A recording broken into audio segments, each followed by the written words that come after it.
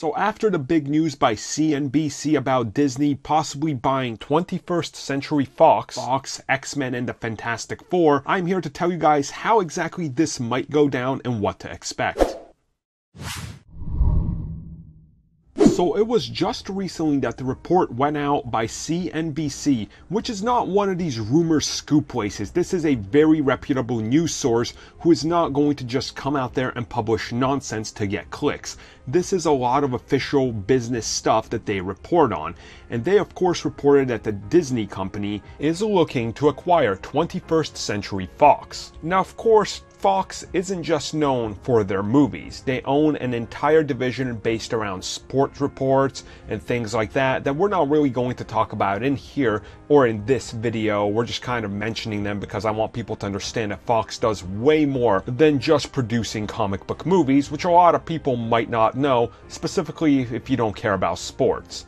So when this report came out, it says that the companies have been talking for the last couple of weeks and negotiations are probably going to continue soon.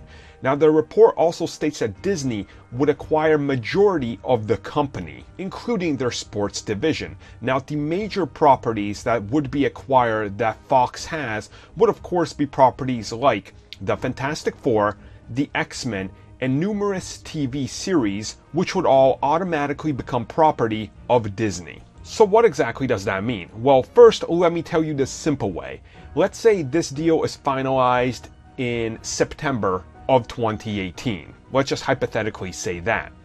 Well, suddenly, all of these properties are automatically transferring over to Disney. X-Men, Fantastic Four, Gotham, which is on Fox, that's all going to be owned by Disney. Now, I know what you're thinking. You're thinking, okay, good, X-Men reboot. And I'm here to tell you that's not what's going to happen because that cannot happen. Essentially, this is what would happen. All of these suits are sitting down over the course of the next, let's say, 6-7 months to try to finalize this deal. The people that are running Fox are going to want to guarantee themselves jobs. This is exactly what Kevin Feige did when Marvel Studios was bought out by Disney. He guaranteed himself a brand new contract that would see him doing his job for a decade or more, and he's financially taken care of. A lot of these people that are within the Fox camp would guarantee themselves something like this. So people that are watching over the X-Men property would quite clearly say, okay, we're hanging on to this. This is our property right now, but in a couple of years, once this plan that we already set in motion and paid for and decided what to do with, once that's order, then it's going to go in a different direction. Subsequently though, nothing major is happening with the Fantastic Four.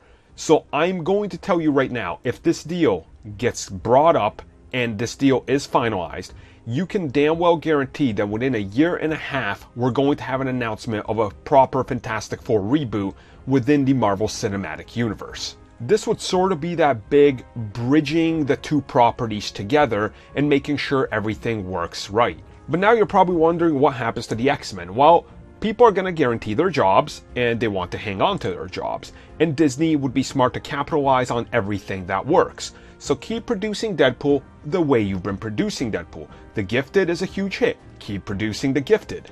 Hey, you guys now own FX and Fox, whatever your local channel is that Fox airs on, keep doing that. You're going to have varieties of properties that you now own, that you can publish out there, that you can put on your digital streaming service, which would make it the biggest streaming service in the world. And automatically, when Disney decides if they bought them, to put them on their own service, they would obviously pull them from the likes of Amazon and Netflix, meaning that if you want anything from Fox and Disney's library, you have to go to Disney. So the X-Men films would stay going exactly how they're going.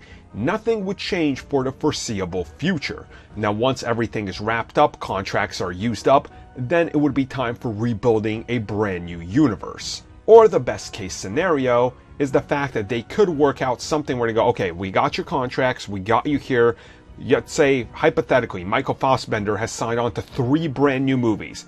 You can't suddenly nullify those contracts. You're essentially buying those contracts when you buy the company. You can't just outright go, nope, and fire everybody. They could sit down and hypothetically go, okay, well, if you're going to be here for the next 8 years, Fassbender, How about this? You got 2 more X-Men movies, and then the 3rd one will tie you into some sort of Secret Wars Avengers or something. That is a very likely scenario, and it would be a true bridge between everything connecting itself. And once again, Disney wouldn't have to really talk to anybody at the extent they've been talking to currently, because once again, they own all of these properties, and the suits that once said no, that were going, no, you can't have this character, you can't have that character, is now owned by them. They can be overruled by the higher up. Exactly how Kevin Feige got sick of Ike Perlmutter's muddling in his Marvel Cinematic Universe, not allowing women to be stars of movies, went to Disney, Bob Iger said, yeah, alright, whatever. Perlmutter was out, Feige's got control of everything. That's exactly what would happen if they decided not to play ball, so it would be in everybody's interest to play along with each other to benefit everybody. And remember, a lot of these suits making these decisions, they don't know the difference between an X-Man's and an Avengers, okay? They don't care. They don't care, they don't know. All they see is the numbers and the money. They've never seen a single one of these movies, because that's how suits work. And another thing that's really interesting about this is the fact that Fox has in recent years actually been pulling its TV series, more specifically over the last year, off of Netflix and sending it over to Hulu. Hulu is of course co-owned and co-funded and developed by Disney. So hopefully this video explained a little bit more in depth how this would work and why you're not going to suddenly just see a reboot of the X-Men. But you will see Fantastic Four, I guarantee that, and you'll see Galactus and Silver Surfer show up in one of the Guardians movies, no way or questions about it. They will be frontlined to, ahead of everything they possibly can do, because they're such major players.